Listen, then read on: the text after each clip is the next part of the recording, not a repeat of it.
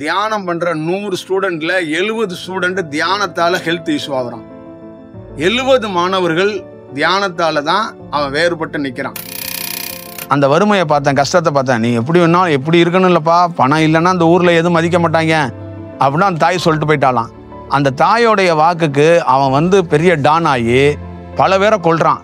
நாட்டோடைய தலைவர், நாட்டோடைய பிரதமரே போய் எதுக்குறான் அவன். அதுக்கு அந்த இன்சிடென்ட் கரு எதுக்குன்னா அவங்க அம்மா சொல்லிட்டு போயிட்டான். அப்போ அவனுக்குள்ள மக்களுக்குள்ள என்ன எண்ணங்கள் இருக்குன்னா, எவன் குடும்பம் எக்கேடு கட்டு போனாலும் நம்ம குறுக்கு வழியில பணக்காரன் ஆகணும், நம்ம ஒரு பெரிய ஒரு அச்சீவ்மெண்ட் பண்ணணும். அப்படிதான் இன்னைக்கு உலகம் முழுக்க அதான். இப்போ இந்த மனிதர்கள்கிட்ட பணமே இல்லாம நீ ராஜா மாதிரி வாழ முடியும் அப்படிங்கிறது எதுன்னா அந்த தியானம். ஒரு குதிரை கட்டுப்பாட்டை எடுத்து ஓடும்போது அந்த குதிரையை அந்த நேரத்தில் ரேஸுக்கு பயன்படுத்தக்கூடாது. அந்த குதிரையை ஒரு ஒழுங்குபடுத்துற வரைக்கும் என்ன பண்ணணும்னா, ஒரு பிரத்யேகமாக ஒரு இடத்துல வச்சு அந்த குதிரையை கொஞ்சம் பழக்கி பழக்கி பழக்கி பழக்கி கொண்டு வரணும். தியானம் கொடுக்கப்படுது, தியானம் கிடைக்கப்படுது, எளிமையாக கிடைக்கப்படுது, எல்லாம் கிடைச்சோம். ஒரு மனிதனுடைய உடல் சரியா இல்லை, ஒரு மனிதன் பயிற்சியில் பெரிய அளவில் வளரலை. அதுக்கு முக்கியமான காரணம் அவனுடைய குடும்பத்தில் எப்படி இருந்தானோ அதே அதில் ஒரு துளி கூட சேஞ்ச் இல்லாமல் தியானத்துலேயும் அப்படியே இருக்காங்க. ஒரு தியானத்தில் உயர்ந்த அனுபவத்தை காட்டில் உட்காந்து குகையில் பண்ணான்ல, அந்த அனுபவத்தை பெறணும்னா இந்த உடல் தாக்கு பிடிக்காது, சித்தம் கலங்கி போயிடும். ஒரு மக்களோட ரெகுலராக பயணிக்க முடியாது. ஒன்று சரணாகதி ஒழுங்காக அடைய மாட்டாங்கங்கிறதுக்காக சரணாகதி மந்திரத்தையாச்சும் கொடுத்து இவங்க முன்னேறட்டுங்கிறதுக்காக மந்திரத்தை கொடுக்கறது. அப்போ சரணாகதிங்கிறதுக்கோட பொருள் எழுதணுமா, இறைவனிடம் எதுவும் கேட்காம காத்து இருக்கணும். இதுதான் சரணாகதியோட பெரிய தாரக மந்திரமே அதுதான். அப்போ உடலை தூக்கிட்டு ஆன்மாவிலே எல்லாம் வேலை செஞ்சுருக்கிறாங்க. ஆனால் பிரபஞ்சம் என்ன சொல்லுதுன்னா, ஏன்டா அந்த ஆன்மா விழிக்கிறதுக்கும் அந்த ஆன்மா வேலை செய்யறதுக்கும் உதவுனதே இந்த உடல் தான்டா. எனக்குள்ள இருக்கிற சக்தியால் லட்சம் பேர் என்னை வணங்கலாம், அது விட்டுருங்க. ஆனால் என்ன நான் பார்த்துக்க முடியாத, என்னையே யாருன்னு தெரியாமல் நான் மறந்து போச்சு, அதையே நான் தக்க வைக்க முடியலையே. அப்போ அந்த தியானத்துக்குள்ள எனக்கு கிடைச்ச மிகப்பெரிய அனுபவம் என்னன்னா, என்னை யாருன்னு தெரிஞ்சுக்கிற அந்த செயலை அழிஞ்சு போகாமல் தக்க வச்சுக்கிட்டோம் அப்படிங்கிறது தான் அவனோட விஷயம். இப்போ லட்சக்கணக்கான ஸ்டூடெண்ட்டுக்கு ஒரு குருவாக இருக்கிறவர் தனிப்பட்ட முறையில் உட்காந்து உன் உடலுக்கு இது ப்ராப்ளம், இந்த மருந்து எடுத்துக்க, இந்த சாப்பாடு எடுத்துக்கன்னு சொல்ல முடியாது அவர். அப்போ காமனாக தான் அவரால் வகுப்பு எடுக்க முடியும். அப்போ அவன் தனிப்பட்ட முறையில் யாரா நமக்கு சொல்யூஷன் கொடுப்பான்னு கதறான். ஜெயிலுக்கு போனாலும் கும்பிட்றாங்க, வெளியில் வந்தாலும் கும்பிட்றாங்க, தப்பு செஞ்சாலும் கும்பிட்றாங்க, அவங்க எதுவும் ஆய்வு பண்ண மாட்றாங்க, அது ஒரு கெதியாகவே இருக்கிறாங்க. வாழ்ந்துட்டீங்க, நானும் அப்படி தான். நான் உங்களோட மோசம், புரியுதுங்களா? ஊரில் சும்மா ஒரு மரத்தில் துணி கட்டிட்டு இருந்தால் கூட அங்கே தான் தொங்கிட்டு இருப்பேன். அப்போ இந்த சித்தர்கள், சமாதி, கோவில் இதெல்லாம் நீங்கள் யார் என்ன சொன்னாலும் கேட்க மாட்டேன். எனக்கு அவங்களெல்லாம் உயிர். அந்த அவங்கள போய் பண்ணிடணும். இந்த கயிற்றுல, இந்த கயிறில், அந்த கையில் ஏறத்தாழ ஒரு 100 கயிறு கட்டியிருந்தேன். என்னன்னா ஒரு கலரில் ஒரு கயிறு. கணவன் என்ன 100% இருக்கிறான்னா அதே 100% மனைவி இருந்தால் தாங்க அது வாழ்க்கை. கணவனே எல்லாம் பார்த்துக்குவோம், மனைவி நான் ஒன்றுமே செய்ய மாட்டேன் அப்படின்னா அது பேர் வாழ்க்கையே கிடையாது. அது ஒரு என்ன ஒரு ஆணோட இருக்கோ அதே தான் ஒரு பெண்ணுக்கு ஒரு சோல். அது இண்டிபெண்டாக அதோட வாழ்க்கையை அது வாழணும்.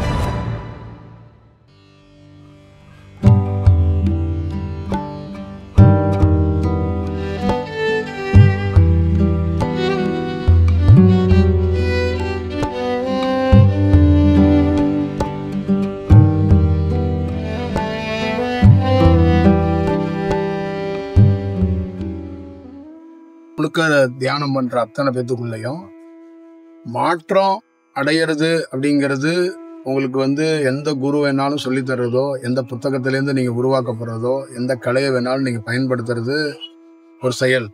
ஆனா மாற்றத்துல தக்க வச்சுக்கிறதும், ஒருத்தர் உயர்வான நிலைக்கு வர்றதுக்கு யார் அதை உருவாக்கி கொடுக்க முடியுங்கிறதுல பெரிய ஒரு மில்லியன் கணக்கான கொஸ்டின்ஸ் இருக்கு.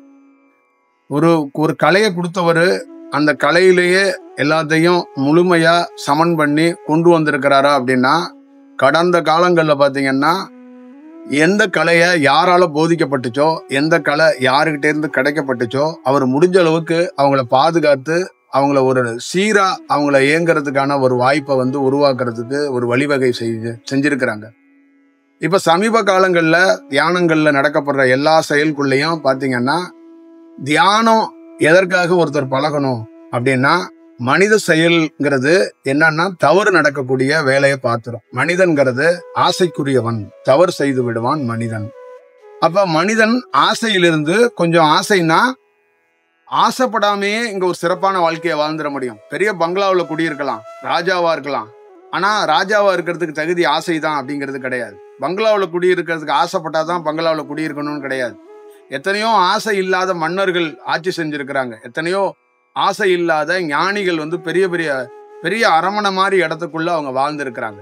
அப்ப ஆசையோட தான் ஒரு இடத்துக்குள்ள இருக்கணுங்கிறது. ஆசைங்கிறது ஒரு மனிதனுடைய ஒட்டுமொத்தமான செயல் வடிவத்தையே மாத்தி போட்டு போயிடும். அப்ப ஆசையால தான் ஒரு தேசத்துக்குள்ள நிறைய ஒரு தேசம் சீரழியறதுக்கு மிகப்பெரிய காரணமா இருக்கிறது என்னன்னா, ஒரு ராஜாவுக்கு ஆசை வந்துடக்கூடாது. அப்ப ராஜாவோட ஆசையில நிறைய ப்ராப்ளங்கள் அங்க கிரியேட் ஆகிறதுக்கு வாய்ப்புகள் நிறைய இருக்கு. அப்ப ஒரு மனிதன் ஆசையிலிருந்து விடுபட்டு இயல்பா வாழ்றதுக்கு தியானம் கிடைக்கப்பட்டு. அப்ப இன்னொரு விஷயம், ஒரு மனிதனுக்கிட்ட இருக்கிற உடல்ல இருக்கிற உடல் வாவு, உடலுடைய தன்மை, உடலுடைய நோய், உடலுடைய ப்ராப்ளம், அவனுடைய கால நேரத்துல நேர காலங்கள்னு ஒண்ணு இருக்கிறதுல இது எல்லாமே சரி செய்யறதுக்கு ஒரு வாய்ப்பு இந்த தியானம் உருவாக்கி கொடுத்துச்சு. அப்ப இவங்களுக்கு முக்காவாசி மனிதர்களுக்கு எதுக்காக இந்த தியானம் அப்படின்னு இறைவன் தோற்று வைத்திருக்கிறான், இந்த கலையை எதுக்காக மக்களிடம் கிடைக்கணுங்கிறத தாண்டி மக்கள் ஏன் இதை பயன்படுத்தணும்? இது இறைவன் பயன்படுத்தின கலை. இது சராசரி மனிதர்கள் பயன்படுத்துற கலை கிடையாது. இது 100% இறைவனுடைய கலை. இறைவன்ங்கிறவன் பேர் ஒளியா இருக்கிறான். அவன் ஒரு உடல் எடுத்து கூட இந்த கலையை பயன்படுத்தி இருக்கிறான். இதுல ஒரு பெரிய விஷயம் பண்ணியிருக்கான். அப்படியாப்பட்ட கலையை ஒரு சராசரி மனிதனுக்கு கிடைக்கப்படுறதுக்கு என்ன காரணம்னா, அவன் முற்றிலும் மாறுபட்ட நிலையில இருக்கணும். அவனோட தாட்டு திங்கிங், அவனுடைய விஷயங்கள் எல்லாமே இந்த உடல் எடுத்திருக்கிறான். இந்த பூலோகத்துல ஒரு பூமியில எங்கேயோ ஒரு நாட்டிலேயே எங்கேயோ ஒரு ஊர்ல பிறக்கிறான். அந்த பிறப்புல அவனுடைய வாழ்க்கையும் சரி, அந்த உடலும் சரி சீரா இருக்கிறதுக்கும் நல்ல தன்மைகளை மாறுறதுக்கு இந்த கலை உபயோகமா இருக்குன்னு தான் இந்த கலையை மக்களுக்கு கிடைக்கிறதுக்கோ இல்ல மக்கள் தெரிஞ்சுக்கிறதுக்கோ ஒரு வாய்ப்பு கிடைச்சிச்சு. இதுதான் இதோடைய அடிப்படை. ஆனா அப்படி சீரா மாற்றத்தை அடைய வேண்டிய தியானம் இன்னைக்கு தியானம் பண்ணி தான், நான் சொல்றது நீங்க எங்க வேணாலும் எந்த நாட்டுல வேணாலும் யாரை வேணாலும் ஆய்வு பண்ணிக்கங்க. தியானம் பண்ற 100 ஸ்டூடெண்ட்ல 70 ஸ்டூடெண்ட் தியானத்தால ஹெல்த் இஷ்யூ ஆகுறான். 70 மாணவர்கள் தியானத்தால தான் அவன் வேறுபட்டு நிக்கிறான். இப்ப நார்மலா இருக்கிற ஒரு மனிதனுடைய ஆசை, தாட்டு, காமம், அந்த உணர்வுகள் இதெல்லாம் தியானம் பண்ணவனுக்கு அதிகமா இருக்கு அப்படின்னு ஒரு ரிப்போர்ட்டே இருக்கு. அப்ப அவனுடைய செயல்பாடுகள்ல முற்றிலும் வேற வடிவத்துக்குள்ள மாறுறதுக்கு வாய்ப்பு இருக்கு. இப்ப தியானத்துக்குள்ள போகும்போது ஆசையை ஒழிக்கணும்னு போனான். ஆனா தியானம் பண்ணி ஒரு ஞானி கார்ல பெரிய 4-5 கார்ல போறான். காலையில ஒரு கார் வச்சிருக்கான், மத்தியானம் ஒரு கார் வச்சிருக்கான், சாயந்தரம் ஒரு கார் வச்சிருக்கான். அவனுடைய உடைய இந்தியாவிலேயே உலகத்திலே பிரத்யேகமாக ஒரு காஸ்டியூமர் அவன் உடைய தயாரிக்கிறான். அப்ப அவனுக்கான சாப்பாடு, அவனுக்கான பயணம், அவனுக்கான திட்டம், அவனுக்கான சுத்தி இருக்கிற ஆர்கனைசேஷன், அவனுக்கான ஆட்கள்லாம் பாத்தீங்கன்னா இது ஒரு அதிபருக்கு நடக்கிற மாதிரியே நடக்குது. இது பெரிய ஆசை உள்ளவனுக்கு நடக்கிற மாதிரியே இந்த மாதிரி ஒரு செயல்பாடுகள் இருக்கு. அவன் யூஸ் பண்ற கட்டில், அவன் யூஸ் பண்ற தட்டு, அவன் யூஸ் பண்ற டம்ளர், அவனுக்கு பிரத்யேகமாக வர்ற உணவு, அவனுக்கு குடிக்கிற நீர், அவன் யூஸ் பண்ற பெட்ரூம், அவன் உட்கார்ற நாற்காலி, அவன் நடந்து போகும்போது அவனுக்கு பாதத்துக்கு படாம இருக்கிறதுக்கு முள்வெளி மாதிரி அந்த பூக்கள் போடுறது, இந்த செயல்பாடுகள் எல்லாமே பாத்தீங்கன்னா ஒரு முற்றிலுமாக ஆசையில உச்சபட்சத்துக்குள்ள ஒரு மனிதனுக்கு இருக்கும்ல, அதுதான் இங்க கிடைக்கப்படுது. அப்ப ஆசையை திறக்கிறதுக்காக தியானத்துக்கு போனவன், சாமியாரை தேடினவன், இறைவனை தேடினவன், அமைதிக்காக நல்வழிக்கு தேடினவன் அங்க மாயையோட உச்சபட்சத்துல, புகழோட உச்சபட்சத்துல ஒரு அதிபராக வாழ்ந்து கொண்டே இருக்கிறாங்க. அப்ப ரெகுலர் மனிதனுக்குள்ள தியானம் கிடைக்கிறவனும், துன்பத்திலிருந்து துயரத்திலிருந்து விடுபட போனவன், அதிகமாக உஷ்ணத்தை சேர்த்து தியானத்துல பெரிய ஆளா போறேன், சித்தராக போறேன், குண்டலினி சக்தியை ஒரு இடத்துல கத்துக்கிட்டான், நெற்றிக்கண்ண ஒரு இடத்துல கத்துக்கிட்டான், 6 சக்கரங்களை இயக்கிறதுக்கு ஒரு இடத்துல கத்துக்கிட்டான், வாசிய ஒரு இடத்துல கத்துக்கிறான், அப்புறம் மூச்சு பயிற்சியை ஒரு இடத்துல கத்துக்கிறான், அப்புறம் பல்வேறுபட்ட இடை சொருவுகள் தியானத்தை கத்துக்கிறான், அப்புறம் கேப்பு கிடைக்கும் போது அவனே 4 புத்தகத்தை வாங்கி படிக்கிறான். இடையில அவனுடைய சொந்த அனுபவத்துல அந்த உடலை இன்னும் பலப்படுத்துறதுக்கான வாய்ப்புகளை உருவாக்குறான். அப்ப பல்வேறுபட்ட சூழல்ல ஒரு உடலை சீரா வச்சுக்க வேண்டியவன் துன்பத்துக்குள்ளே துயரத்துக்குள்ளே எடுத்துட்டு வர்றாங்க. இதுக்கு முக்கியமான காரணம் என்னன்னா, தியானம் அப்படின்னாவே அது ஆசையை விடுபடுறது, உடலை சீராக்கிறது, நோயிலிருந்து ஒரு தற்காத்து கொள்ளுறது, தான் மனிதனாக இருக்கிறவன் அந்த ஞானங்கிறது என்னன்னா முற்றிலும் மாறுறது. ஒரு மதம் கொண்ட யானைய நல்ல யானையா மாத்துறது இருக்குல்ல, அதுதான் மனிதன்கிறவன் மதம் கொண்ட யானை மாதிரி. தாய் பேச்சை கேட்க மாட்டான், தந்தை பேச்சை கேட்க மாட்டான், மனைவி பேச்சை கேட்க மாட்டான், குழந்தை பேச்சை கேட்க மாட்டான், ஊர் பேச்சை கேட்க மாட்டான். அவனோட இலக்கு வேற, அவனோட டார்கெட் வேறம்பான், அவனோட செயல் வேறம்பான். இந்தியாவில் உலகத்தில் படங்கள் எல்லாம் பார்த்தீங்கன்னா எவனை வேணாலும் கொண்டுட்டு அவன் வந்து தலைவன் ஆயிடலாம், அவன் வந்து ஹீரோ ஆயிடலாம், அவன் பெரிய ஆள், ஒரு கேங்குக்கே ஒரு டான் ஆயிடுவான். அதை வந்து ஒரு 300-400 பேர் தியேட்டரில் உட்காந்து கை தட்டுவாங்க. புரியுதுங்களா? இந்தியாவிலே அதிகமான கலெக்ஷன் செய்யப்பட்ட படம். அந்த படத்தோட கதையே என்னன்னா, பல பேர் எவனை வேணாலும் கொண்டுட்டு நீ உயரத்துக்கு வாப்பான்னு அவங்க தாய் வந்து சத்தியம் வாங்கிருச்சான். அதுக்காக எவனை எப்படி வேணாலும் நான் வந்து எனக்கு பணம், என் தாய்க்கு வந்து ஒரு நோய், அந்த நோயில் என் தாயை காப்பாற்ற முடியல. அப்போ அந்த வறுமையை பார்த்தேன், கஷ்டத்தை பார்த்தேன். நீ எப்படி வேணாலும் எப்படி இருக்கணும் இல்லைப்பா, பணம் இல்லைன்னா அந்த ஊரில் எதுவும் மதிக்க மாட்டாங்க அப்படின்னா அந்த தாய் சொல்லிட்டு போயிட்டாலாம். அந்த தாயோடைய வாக்குக்கு அவன் வந்து பெரிய டான் ஆகி பல பேரை கொல்றான், பல பேர்த்த தூக்குறான், தூக்கிட்டு ஒரு பெரிய கோல்டு இதுக்கே வந்து தலைவன் ஆயிடுறான். அப்போ நாட்டோடைய தலைவர், நாட்டோடைய பிரதமரே போய் எதுக்குறான் அவன். அதுக்கு அந்த இன்சிடென்ட் கரு எதுக்குன்னா அவங்க அம்மா சொல்லிட்டு போயிடுச்சான். அவங்க அம்மாவுக்கு கேன்சருக்கு நோய்க்கு வந்து காப்பாற்றுறது காசு இல்லை. அப்போ காசு இல்லைன்னா உன்னை ஒரு நாய் கூட மதிக்காதுன்னு சொல்லிட்டு போனதுனால ஒருத்தன் காசுக்காக தன்னுடைய வாழ்க்கையில் அப்படியே போகிறான், என்ன வேணாலும் செய்கிறான், எவனை வேணாலும் சுடுறான், எந்த அதிகாரியை வேணாலும் பணம் கொடுத்து விலைக்கு வாங்குறான் அப்படிங்கிறது தான் அதோட இது. அதுதான் இந்தியாவிலே ஹையஸ்ட் கலெக்ஷன் பண்ண படம். அதுதான் அதை தான் தேட்டரில் உட்காந்து எல்லா மக்களும் கைத்தட்டுறான், ரிசீவ் பண்ணான். அப்போ அவனுக்குள்ள மக்களுக்குள்ள என்ன எண்ணங்கள் இருக்குன்னா, எவன் குடும்பம் எக்கேடு கெட்டு போனாலும் நம்ம வந்து குறுக்கு வழியில் பணக்காரன் ஆகணும், நம்ம வந்து ஒரு பெரிய ஒரு அச்சீவ்மெண்ட் பண்ணணும். அப்படிதான் இன்னைக்கு உலகம் முழுக்க அதான், எல்லா டார்கெட்டும் அதுதான், எல்லா தொழிலதிபர்களோட எண்ணங்கள் அதான், எல்லா அதிபர்களோட எண்ணங்கள் அதான். உலகம் முழுக்க இருக்கிற எல்லா அதிபர்களையும் தனிப்பட்ட முறையில் அவங்க பயோஃபை எடுத்து அவங்களோட லைஃப்பை எடுத்து படித்து பாருங்களேன். எல்லாருடைய விஷயமா தான். ஒவ்வொரு மனிதனையும் கேட்டிங்கன்னா அவன் வந்து எதை இப்படி செய்யலாம், வாய்ப்பு கிடைக்காதனால தப்பு செய்யாமல் இருக்காங்க. ஒவ்வொரு தனி மனிதனுக்குள்ளேயும் 10 கோடி கிடைக்கும், இந்த வேலையை செஞ்சுட்டு வான்னா செஞ்சுருவாங்க, கண்டிப்பாக செய்வான். புரியுதுங்களா? அதுக்கு வந்து அவன் சந்தர்ப்ப சூழ்நிலைகள் அமையாமல் இருக்கிறதுனால கொஞ்சம் தவிர்க்கப்படுறான். இப்படித்தான் இன்னைக்கு இருக்கப்படுகிறது. அப்போ இந்த சூழல்கள்லாம் இது எப்படி உருவானுச்சு, இதுலேருந்து எப்படி முன்னேற முடியும், இதுதான் மனிதர்கள் மதம் கொண்டவர்கள் அப்படின்னு ஞானிகள் சொன்னான். இப்போ இந்த மனிதர்கள்கிட்ட பணமே இல்லாமல் நீ ராஜா மாதிரி வாழ முடியும் அப்படிங்கிறது எதுன்னா அந்த தியானம். அப்போ உன்னால ஒரு பொருளை ஈர்த்து கொள்ள முடியும், ஒரு பொருளை உன் பக்கத்தில் தக்க வச்சு கொள்ள முடியும். அந்த பொருளோட எண்ணமே இல்லாமல், தாட்டே இல்லாமல் உன்னால வாழ முடியும். இதுதான் அதோடைய ஒரு செயல் வடிவம். இது கிடைக்கிறதுக்கு பல ஞானிகள் வந்து நிறைய மாணவர்களுக்கு உபதேசமும் நிறைய அந்த வழிமுறைகளையும் அவங்கள அமைதிப்படுத்துறதுக்கு, மனதை ஒரு அமைதி நிலைக்கு, ஒரு ஒழுங்குக்கு கொண்டு வர்றதுக்கு. அந்த ஒழுங்கு அப்படிங்கிறது என்ன அப்படின்னா, மனம் ஒழுங்கற்ற நிலையில இருக்கும். அப்போ மனம் ஒழுங்கற்ற நிலையில இருக்கிறத அவர் என்ன பண்றாருன்னா, அவருடைய பிரத்யேக கலையை பாடமா இல்லாம, சிஸ்டமா இல்லாம, படிப்பா இல்லாம, அதை ஒரு பயிற்சியா இல்லாம, தன்னுடைய சுவாசத்திலிருந்து சூரியன் எப்படி ஒரு தாவரத்தை பார்க்குதோ அதே மாதிரி அந்த மனதை ஒழுங்குபடுத்துறதுக்கு ஒரு நடவடிக்கைக்குள்ள அவர் சில மாணவர்கள்கிட்ட அவர் இறங்குறார். சில மாணவர்கள் அதை ஒழுங்குபடுத்த வாய்ப்புகள், சந்தர்ப்பங்கள், காலம், நேரங்கள் ஒத்துழைக்காத போது அவர் என்ன பண்றாருன்னா, அதை ஒழுங்குக்கு கொண்டு வர்றதுக்கான காலம் இருக்கிற வரைக்கும் அவனை தாக்கு பிடிக்க வைக்கிறார். ஒரு குதிரை கட்டுப்பாட்டை எடுத்து ஓடும்போது அந்த குதிரையை அந்த நேரத்தில் ரேஸுக்கு பயன்படுத்தக்கூடாது. அந்த குதிரையை ஒரு ஒழுங்குபடுத்துற வரைக்கும் என்ன பண்ணணும்னா, ஒரு பிரத்யேகமாக ஒரு இடத்துல வச்சு அந்த குதிரையை கொஞ்சம் பழக்கி கொண்டு வரணும். அந்த மாதிரி கால நேரங்கள் சரியில்லாத காலகட்டத்தில் ஒருத்தர் தியானத்திலலாம் ஆழ்த்தக்கூடாது. அவரை பாதுகாத்து அவருக்கான காலம் வரும்போது அவரை களத்தில் கொஞ்சம் கொஞ்சமாக இறக்கி கொண்டு வரணும். அப்போ அவர் அந்த உடல்லேருந்து சீராக அவர் இயல்புக்கு வர்றதுக்கான வாய்ப்புகள் இருக்கும். இங்கே குதிரையாக ஜெயிக்கப்பட்ட குதிரைகள், இங்கே போட்டியில் நடக்கப்படுற பெரிய பெரிய வீரர்கள் எல்லாருமே வெவ்வேறு மாதிரி தான் இருந்தாங்க.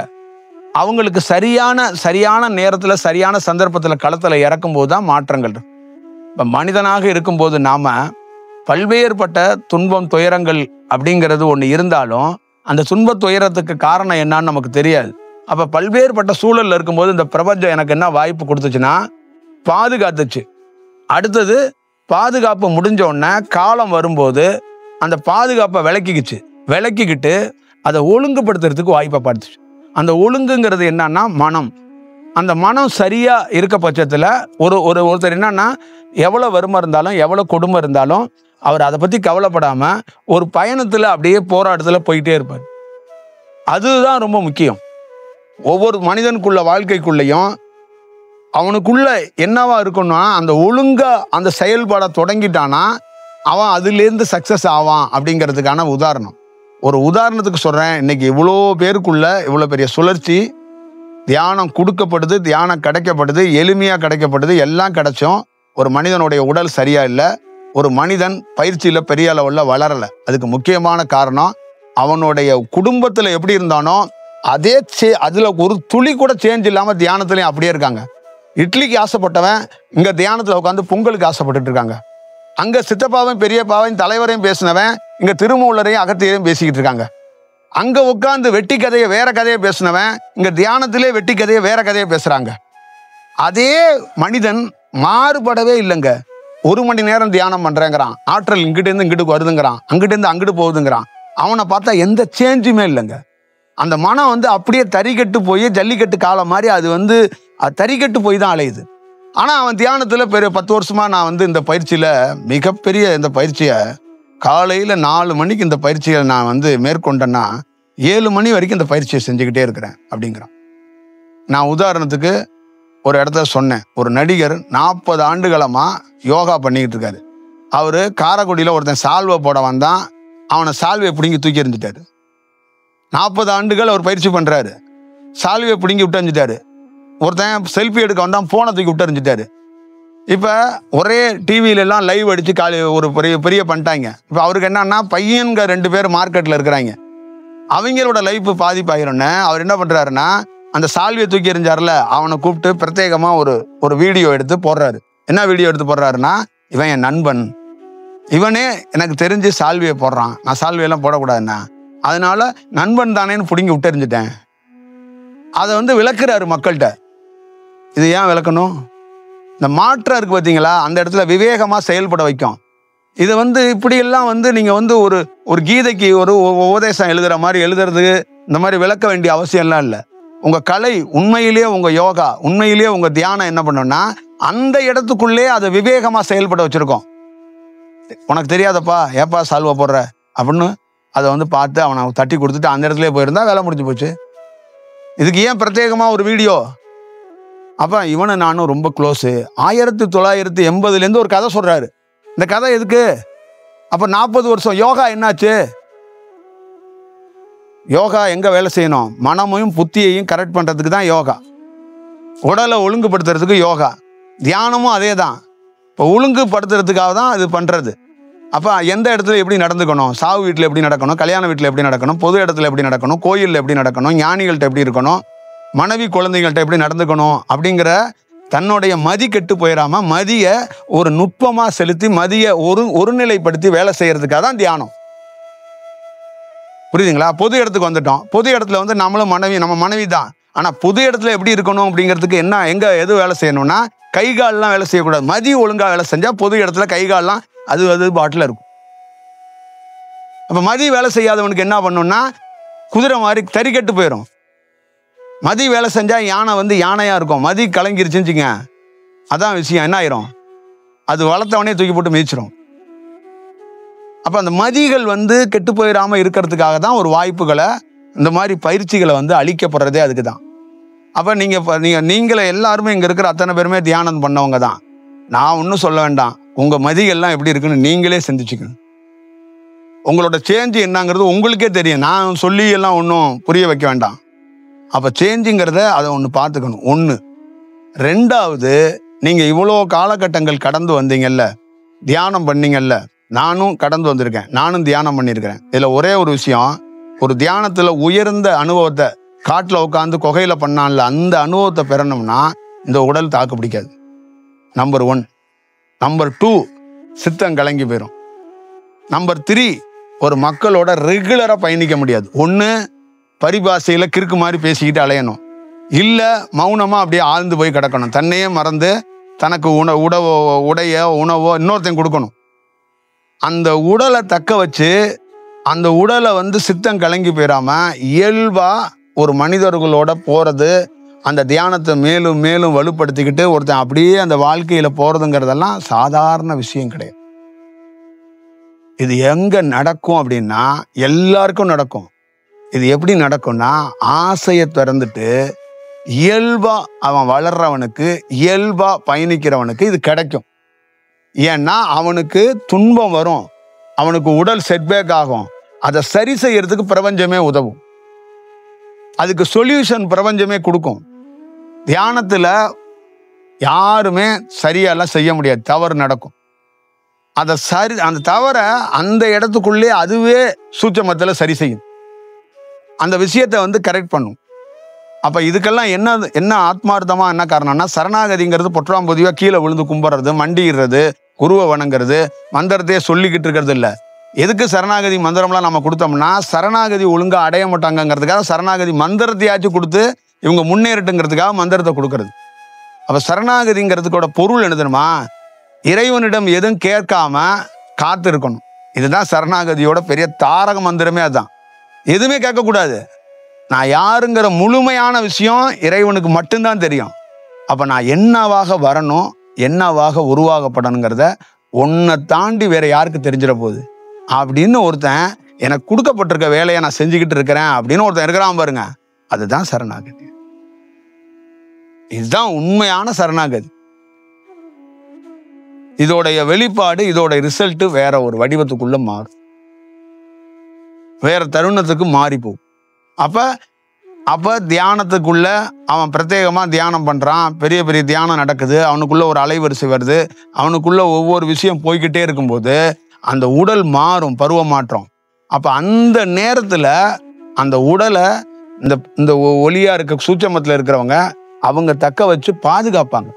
இல்லைன்னா அந்த உடல் ஆபத்தாயிரும்.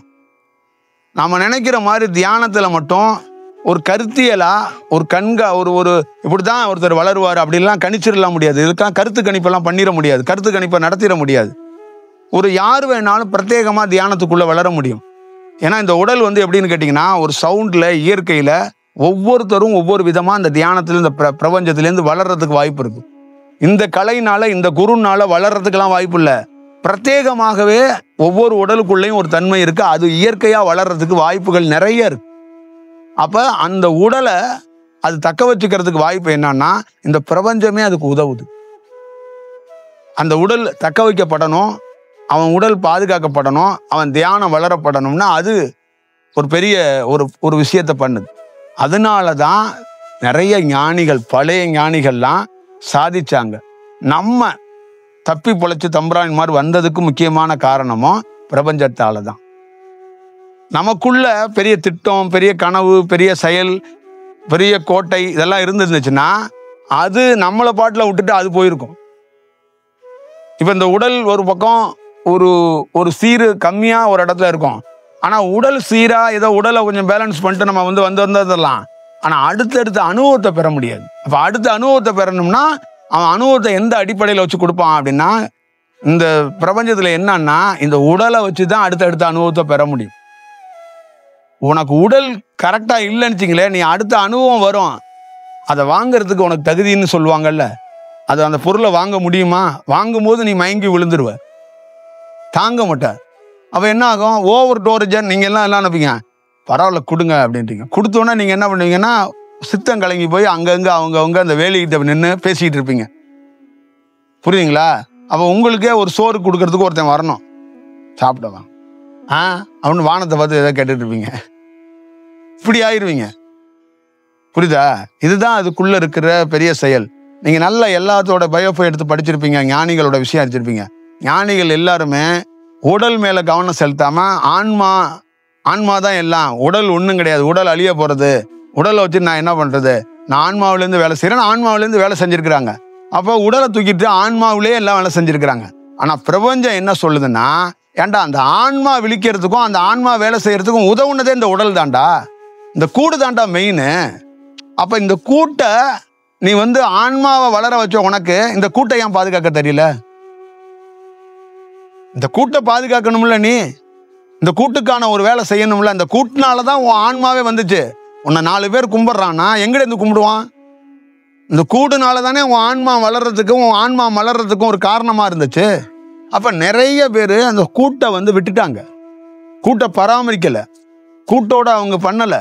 அப்ப அது என்னன்னா அந்த உள் சுவாசமா தியானத்துக்குள்ள ஒரு அலைவரிசையா பிரபஞ்சமா இருக்கக்கூடிய செயலா தான் உள்ள இருக்கும் உடலுக்குள்ள. அப்ப உடல் தனியா ஆன்மா தனியா தான் நிறைய பேர் வேலை செஞ்சிருக்காங்க. அதனாலதான் உடல்னா ஒண்ணும் இல்லை அப்படின்னு எல்லா ஞானிகளும் கருத்துக்கள் சொன்னதுக்கு முக்கியம் நிறைய பேர் இந்த கருத்தை சொன்னதுக்கு காரணம் உடல் ஒண்ணுமே கிடையாதுங்க, அது உடல் அழியக்கூடியது அப்படின்னு ஒரு விஷயத்த ஒரு வாக்கியத்தை வந்து அவங்க சொல்லிட்டாங்க. ஆனா இந்த அழியக்கூடிய கூட்டை வச்சுதான் நீ வந்து ஞானிங்கிற அந்த உயர்ந்த அந்தஸ்தே பெற்றிருக்க. அப்ப அந்த அந்தஸ்தை பெற்ற நீ அந்த கூட்டை ஏன் உன்னால பராமரிச்சு அது ஒரு நல்ல தன்மையில எடுத்துட்டு போயிருக்க கூடாதா, முடியாதா அப்படின்னா கண்டிப்பா முடியும்னு என்னுடைய அனுபவத்திலேருந்து சொல்றேன். அப்ப அந்த கூட்டையும் ஒரு நல்ல தன்மைக்கு நீ கொண்டு வந்துட முடியும். அதுக்கு முன்னுதாரணமா நான் எதை சொல்றேன்னா, என்னுடைய அனுபவத்துல இந்த கூட்டையும் அவங்க தவறா இல்லாம ஒரு வாய்ப்பை உருவாக்குறாங்க. அதுதான் இதுக்குள்ள இருக்கிற ரொம்ப பிரத்யேகமாக இருக்கிற ரொம்ப வாய்ப்பு. என்ன அப்படின்னு கேட்டீங்கன்னா, இந்த அனுபவத்துக்குள்ள எனக்குள்ள மனம் போயிடுச்சு அப்படின்ட்டேன், மனித மூளை அறிவு போயிடுச்சுன்ட்டேன். அப்ப என்னோட கான்சியஸ் எங்க இருக்கு? ஒரு கான்சியஸ் மனிதனா நான் ஒன்று வச்சிருக்கிறேன். நான் ஒரு மனிதன், என்னை சந்திக்க நிறைய மனிதர்கள் வர்றாங்க, நான் இந்த ஊர்ல பிறந்தேன், இந்த ஊர்ல வளர்ந்தேன், அப்ப மனைவி குழந்தைங்க பேரெல்லாம் கரெக்டா சொல்றேன். இந்த கான்சியஸையே இல்லாம போயிடும் நம்ம பெற்றிருக்க அனுபவத்துல. நம்ம பெற்றிருக்க அனுபவத்துல இந்த இது இல்லாம போயிடும். இப்ப இந்த இது இல்லாம போயிருச்சுன்னா எனக்கு என்ன நடக்கும்னா, என்னுடைய அலைவரிசை உனக்கு ஆசீர்வாதம் பண்ணும், ஆனா உன்னை வழி நடத்தும். ஆனா இந்த உடலுக்கு அதுக்கு சம்மந்தம் இல்லாம போயிடும். இந்த உடல் தனியாகவும் ஆன்மா தனியாகவும் வேலை செய்யும். இப்ப எனக்கு என்ன வாய்ப்பா கொடுத்துருக்கானா, உடலும் வேலை செய்யுது, உள்ள இருக்கிற சக்தியும் வேலை செய்யுது. அப்ப உடல் என்ன பண்ணுது, அது பிரத்யேகமா தன்னை யாருன்னே தெரியாம தன்னை உடலை இல்லாம அந்த சக்தியை மட்டும் வச்சு நிறைய யானி வேலை செஞ்சான். இப்போ இந்த உடல் என்ன பண்ணுதுன்னா, எதிரில் இருக்கிறவனோட அவன் யாரு, அவனோட செயல் என்ன, அவனுக்கு என்ன தேவை அப்படிங்கிறத உள்ள இருக்கிற சக்தி எப்படி கண்டறியுதோ அதே மாதிரி இந்த உடலுக்கும் அதோட இணைஞ்சு பணி செய்யறதுக்கான ஒரு சூழலை அது உருவாக்கி வச்சுக்குது. அதே நேரத்துக்குள்ள தன்னுடைய அந்த ஞாபக சக்தியை கொஞ்சோண்டு காச்சும் வச்சுக்கலன்னா என்ன பார்த்துக்கிறதுக்கு 10 பேர் வந்துடுவான். நான் எப்படி இந்த உலகத்தை வழி நடத்த முடியும்? ஊரை வழி நடத்துறது, உலகத்தை வழி நடத்துறது, முதல்ல என்ன வழி நடத்தணுமே. எனக்குள்ள இருக்கிற சக்தியால 1,00,000 பேர் என்னை வணங்கலாம், அது விட்டுருங்க. ஆனா என்ன நான் பார்த்துக்க முடியாத, என்னையே யாருன்னு தெரியாம நான் மறந்து போச்சு, அதையே நான் தக்க வைக்க முடியலையே. அப்ப அந்த தியானத்துக்குள்ள எனக்கு கிடைச்ச மிகப்பெரிய அனுபவம் என்னன்னா, என்னை யாருன்னு தெரிஞ்சுக்கிற அந்த செயலை அழிஞ்சு போகாம தக்க வச்சுக்கிட்டோம். அதுக்கு பிரதானமான காரணம் பிரபஞ்சம்தான், நம்ம கிடையாது. இது ரொம்ப முக்கியம், புரியுதுங்களா? அப்ப இது இருந்தா மட்டும்தான் நீங்க என்ன பண்ணுவீங்கன்னா, ஒரு உங்களுடைய வரையறையில் இருக்குல்ல, ஒரு திட்டம்னு ஒண்ணு இருக்குல்ல, பிரபஞ்சம் கொடுக்குது இல்ல, அதை நீங்க கொஞ்சோண்டு உங்க மெமரி இருந்தாதான் அதை உங்களோட சேர்ந்து பயணிக்க முடியும். இந்த சூழல்ல இருக்கிறாங்கல்ல இந்த மக்கள், இந்த மக்களோட பயணிக்கிறதுக்கும் ஒரு திட்டத்தை நிறைவேற்றுறதுக்கும் உங்களுடைய பழைய சின்ன செயலாச்சும் அது இருந்தா மட்டும்தான் உங்களோட பயணிக்க முடியும். இல்லைன்னா உங்களை வழி நடத்த முடியாது, உங்களுக்கு பிரத்யேகமாக ஒரு விஷயத்த கொடுக்க முடியாது. என்னோட சக்தி பல பேருக்கு ஆசீர்வாதம் பண்ணிடும், ஆனா என்னை பார்த்துக்க முடியாது. அதனாலதான் பல நாள் சொல்லியிருக்கிறேன், ஒரு சித்தம் கலங்கி போனவனுக்குள் சிவம் வந்துச்சு, புரியுதுங்களா? ஆனா வந்திருக்க சிவம் யாருன்னு அவனுக்கே தெரியல. ஊரே அவனை கும்பிடுது, ஆனா அவனுக்கு பார்த்துக்க முடியல. அவனுக்கு தேவையான எந்த செயலையும் அவனால செஞ்சுக்க முடியல. அப்ப அவனுக்கு உதவுறதுக்கு 4 பேர் நிக்கிறான், புரியுதுங்களா? இப்படிதான் நடந்திருக்கு. அப்ப அதுக்கு காரணம் அந்த உடல், அந்த மூளையோட இருக்கிற அந்த செயல்கள், அந்த தலைப்பகுதியில் இருக்கிற செயல் எல்லாம் ஒருத்தன் தியானத்துல தக்க வைக்க முடியல. அந்த பவர், அந்த ஓல்டேஜில் அவன் மிஸ் பண்றான். அப்ப அந்த மாதிரி ஒரு ப்ராப்ளங்கள் நடக்குது. அப்ப உடல் சார்ந்து தியானத்துக்குள்ள இடுப்பு சம்பந்தமாவோ சக்கர சம்பந்தமாவோ பல நரம்புகள் விழிக்கும் போது ஒரு மனிதன் சுருண்டு போறான், ஒரு மனிதன் ஒரு மாதிரி ஆகி போயிடுறான். அதிக மயக்க நிலையிலையோ அதிக ஒரு கேரி நிலையிலையோ அதிகமான ஒரு உஷ்ணத்தை சந்திக்கக்கூடிய ஒரு சூழல்ல அவனுடைய வளர்ச்சி கொஞ்சோண்டு இருக்கும்போதே அவன் ஆட்டம் கண்டுறான். அப்புறம் அவன் என்ன நினைக்கிறான்னா, இந்த வளர்ச்சியும் வேணும், அந்த உடலையும் பாதிக்கக்கூடாது, இதுக்கு என்ன வழின்னு தேடுறான். இதுக்கு என்ன மருந்து, இதுக்கு என்ன பிரத்யேகம், யார் இதை சொல்யூஷன் சரி செய்வா, யார் இதுக்கு லைஃப் கொடுப்பா அப்படிங்கிறது தான் அவனோட விஷயம். இப்போ லட்சக்கணக்கான ஸ்டூடெண்ட்டுக்கு ஒரு குருவா இருக்கிறவர் தனிப்பட்ட முறையில் உட்காந்து உன் உடலுக்கு இது ப்ராப்ளம், இந்த மருந்து எடுத்துக்க, இந்த சாப்பாடு எடுத்துக்கன்னு சொல்ல முடியாது அவர். அப்போ காமனாக தான் அவரால் வகுப்பு எடுக்க முடியும். அந்த மாதிரி ஒரு சூழல் இருக்கு. அப்போ அவன் தனிப்பட்ட முறையில் யாரா நமக்கு சொல்யூஷன் கொடுப்பான்னு கதறான். புரியுதா? அதை தான் பிரபஞ்சம் என்ன சொல்லுதுன்னா, யாரோ சொல்யூஷன் கொடுக்க வேண்டாம், யாரோ சொல்யூஷன் கொடுக்க வேண்டாம், நீ யாரையும் பிரபஞ்சத்துல குருவா பூமியில தேட வேண்டாம், நீ கரெக்டா இருந்தனா பிரபஞ்சமே அதுக்கு சொல்யூஷன் கொடுத்துரும், அதை வழி நடத்திடும், அதை உனக்கான ஒரு செயலை செஞ்சிருங்கிறது தான் அதோடைய அடிப்படை. புரியுதுங்களா? இதோட அடிப்படை செயல் இதுதான். ஆனா என்னன்னு கேட்டீங்கன்னா, 90 விழுக்காடுகள் மக்கள் வேற மனநிலையில வாழ்ந்துட்டாங்க, வேற மனநிலையில பழகிட்டாங்க. அதனால நான் அதெல்லாம் வேற ஒரு வடிவத்துக்குள்ளேருந்து சொல்லும்போது அவங்களால இதுலேருந்து இதை எப்படி உள்வாங்கி எடுத்து என்னோட பயணிக்கிறதுல அவங்க எப்படி வருவாங்கங்கிறது எனக்கே தெரியலை. அது காலம்தான் தீர்மானிக்கும். ஆனால் இதை சொல்ல வேண்டிய செயல் நம்மளோட இது. நல்லா ஞாபகம் வச்சுக்கோங்க. மீண்டும் நான் சொல்றது என்னன்னா, பிரபஞ்சங்கிறதும் எங்களை மாதிரி ஆளுங்கிறதுக்கு என்னன்னா, ஒரு போதனைகளையோ ஒரு தியானத்தையோ ஒரு உபதேசத்தையோ மக்கள்கிட்ட கொடுக்கணும். கொடுத்துட்டு அவர் என்ன பண்ணணும்னா, அவர் மறைந்து கொள்ளணும், அவனை தனித்துவமா இயங்க விடணும். அவன் சாமி கும்பிட்டுட்டு நம்ம போட்டோவை தூக்கிக்கிட்டு அலைஞ்சிக்கிட்டே இருந்தான்னு வச்சுங்களே, அவன் பெருசா அதுலேருந்து மாற்றம் அடைய மாட்டான். புரியுதுங்களா? தமிழ்நாட்டில் நீங்கள் நல்லா ஞாபகம் வச்சுக்கோங்க, 2 கட்சி பிரதானமாக இருக்கு. ஒரு கட்சிக்கு 2 கோடி தொண்டர் இருக்கான், இன்னொரு கட்சிக்கு 2 கோடி தொண்டர் இருக்கான். மொத்தமே 8 கோடி பேர் 8.5 கோடி பேர் தான் இருக்கிறாங்க. இப்போ 4 கோடி பேரும் தலைவன், கட்சிக்காரன், மாவட்ட செயலாளர் எவன் எந்த தப்பு செஞ்சாலும் பரவாயில்ல ஓட்டு கேட்க போவான். அவன் எது செஞ்சாலும் அவன் 4 கோடி பேரும் ஆப்போசிஷன் பண்ண மாட்டாங்க. தலைவர் திருடிட்டாருங்க, ஓன் தலைவர் திருடலையா, அவரு உங்க மினிஸ்டர் தப்பு, ஓன் மினிஸ்டர் தப்பு பண்ணலையா அப்படின்ட்டு அவன் 4 கோடி பேரும் என்ன பண்றான்னா, ஒரு கட்சியில இருக்கிறான் தலைவங்கிறவன் 2 பேர் இருக்கான், புள்ள ஒருத்தன் தலைவன் ஒருத்தன். இப்ப இன்னொரு கட்சியில ஒரே ஒரு தலைவன் தான் இருக்கிறான். ஆனா இவங்க பின்னாடி என்னன்னா 2 கோடி பேர் நிக்கிறான். அப்ப 4 கோடி பேர் என்னன்னா, என்ன செஞ்சாலும் அவன் தப்பா எடுத்துக்காம அடுத்தடுத்து பணி செய்ய போய் நிக்கிறான்.